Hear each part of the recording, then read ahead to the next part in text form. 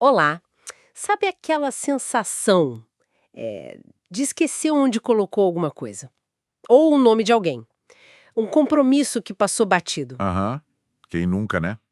É bem comum. Pois é, mas quando começa a ficar muito frequente, a gente logo pensa: será que é algo mais sério? Tipo demência? Bate aquela preocupação. Exato. E essa preocupação é válida. Hoje, então, a nossa ideia é explorar justamente isso. Como manter o cérebro afiado, jovem, com hábitos simples do dia a dia.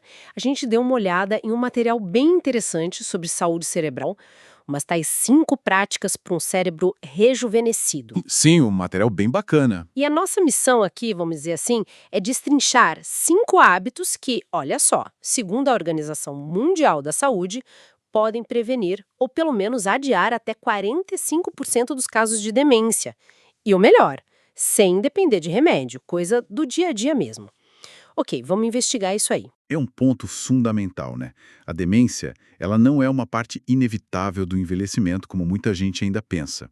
Essa ideia de prevenção pelo estilo de vida, ela é muito poderosa e, assim, tem muita ciência por trás. Falando em estilo de vida, o primeiro hábito que o material destaca é exercício físico, mexer o corpo. Isso. Mas como é que uma coisa que a gente faz com o corpo, tipo caminhar, dançar, impacta tanto a nossa cabeça, o nosso cérebro? Olha, o impacto é direto e bem significativo.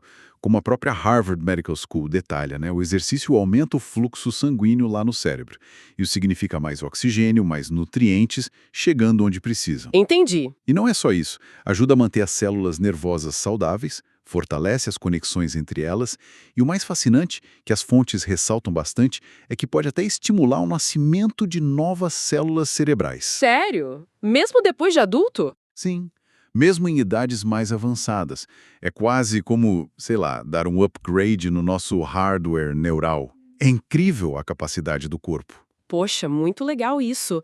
E na prática, assim, o que seria recomendado? O material fala em 150 minutos por semana de atividade moderada. Exato.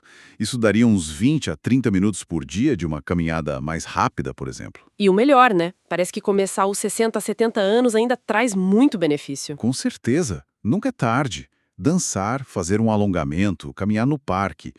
O importante é começar. Talvez com 10 minutinhos por dia, e aí vai aumentando, sabe? Faz sentido, começar pequeno. E aí, assim como o corpo, a mente também precisa de treino, né? Exatamente. É o segundo hábito. Manter a mente ativa.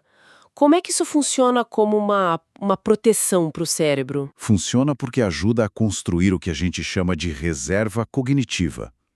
Pensa nisso como se fosse uma poupança neural. Uma poupança. É, tipo isso. Ajuda o cérebro a resistir melhor aos danos, ao declínio que pode vir com a idade. Tem um estudo importante do NIH, lá nos Estados Unidos, que mostrou que atividades como ler, jogar xadrez, palavras cruzadas, até escrever, estão ligadas a um risco menor de Alzheimer. Interessante. Se a gente conecta isso tudo, vê a importância da neuroplasticidade, né? Aquela capacidade do cérebro de se reorganizar, de formar novas conexões. Então não é só fazer o mesmo joguinho de sempre. O segredo, pelo que entendi da análise, é aprender algo novo. É isso? Isso. Esse é o ponto-chave. Aprender algo novo desafia mais o cérebro. Pode ser, sei lá, aprender a mexer melhor no celular novo, tentar um instrumento musical, um hobby diferente. Hum. O fundamental é que seja algo que te envolva, que dê prazer. Não precisa ser super difícil. Uhum. Coisa simples, tipo ler uma notícia e tentar resumir para alguém, jogar cartas com os amigos, já ajuda pra caramba. A consistência é que manda, né? Mesmo que seja só por uns 10 minutinhos por dia. Legal. Movimento, pensamento e o combustível, né? A comida. As fontes falam muito da alimentação e citam a dieta mediterrânea como um bom exemplo. Com certeza. O que a gente come impacta diretamente a memória, o foco, a saúde do cérebro a longo prazo. Tem pesquisa de Harvard associando forte à dieta mediterrânea, aquela rica em vegetais, frutas, peixe, azeite, grãos integrais, com menos sinais de Alzheimer e um envelhecimento cerebral mais lento. E o que evitar, então? Carne vermelha demais, processados, açúcar, sal. Exatamente. Limitar esses esporos é a recomendação geral. E na prática, algumas dicas que eu vi foram tipo trocar o salgadinho por nozes ou fruta, usar menos sal na comida, beber mais água. Ah, e uma coisa importante sobre como comer, né? Sim, isso é crucial também. Comer devagar, prestar atenção, parar um pouco antes de se sentir totalmente cheio. Pequenas escolhas, mas consistentes. Precisamente. E falando em escolhas e hábitos, tem dois que o material aponta como bem prejudiciais e que a gente deveria, sim, largar. O primeiro é fumar. A gente sabe que fumar faz mal para o pulmão, claro, mas qual o dano específico para o cérebro que as fontes detalham? Olha, o cigarro contrai os vasos sanguíneos. Isso reduz muito o fluxo de oxigênio para o cérebro, que precisa muito dele. Fora as toxinas que danificam as células diretamente. Nossa, A OMS estima que quem fuma tem o risco 1,6 vezes maior de ter demência. É bastante coisa, mas tem notícia boa. qual? E os benefícios são quase imediatos. Sabe, os vasos sanguíneos começam a se recuperar, o fluxo melhora, e isso mostra de novo a resiliência do cérebro. É impressionante. É um belo incentivo para quem está pensando em parar, né? Buscar ajuda médica, grupos de apoio, contar com a família, os amigos. E o outro hábito para reduzir ou eliminar. O consumo de álcool.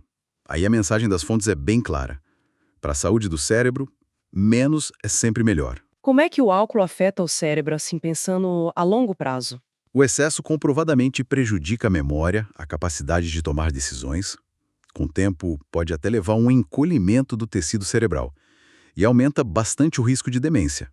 Tem um dado alarmante nas pesquisas.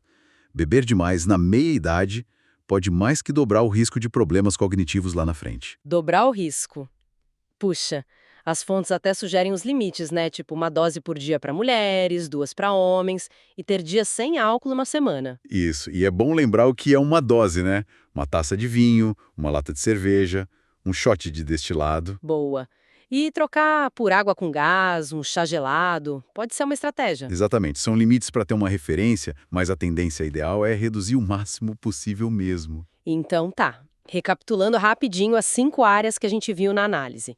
Se mexer, pensar em coisas novas, comer bem, não fumar e beber menos álcool. Parece simples, mas qual o impacto de juntar tudo isso? Aí é que tá a mágica, digamos assim, o poder da combinação. As pesquisas mais robustas indicam que adotar pelo menos 4 desses 5 hábitos está ligado a uma redução, olha só, de cerca de 60% no risco de desenvolver Alzheimer. 60%? É muita coisa. É um impacto enorme. E está ao nosso alcance, com mudanças no estilo de vida. Não é pouca coisa. Realmente, muito significativo. Mostra que a gente tem, sim, ferramentas para proteger a saúde do nosso cérebro. E a sugestão é começar pequeno, né? Escolher um hábito para focar essa semana, quem sabe chamar um amigo para entrar nessa junto. Exato. Começar devagar, mas começar. E para deixar uma pulga atrás da orelha, uma reflexão final. Que tal pensar assim? Além desses 5 grandes hábitos, qual seria uma pequena coisa, uma atividade gostosa para estimular o cérebro que daria para encaixar na rotina ainda esta semana? Tipo o quê? Sei lá, testar uma receita nova que te obriga a seguir uns passos diferentes, aprender 5 palavras numa língua que você não conhece, ou só fazer um caminho diferente, mais interessante na sua caminhada diária.